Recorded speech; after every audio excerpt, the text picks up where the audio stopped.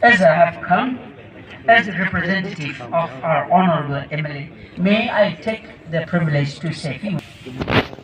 Dear guests, dignitaries, and the athletes, finally, the moment has come, the stage is set. Olympic flames will be ignited,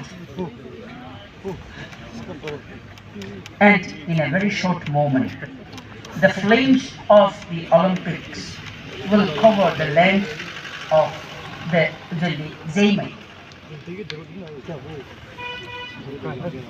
And the smoke that ripples by will engulf the sport lovers and the people of Zeme, both Manipur, Nagaland, and Assam, to all the organizers. Thank you. Have a wonderful day ahead.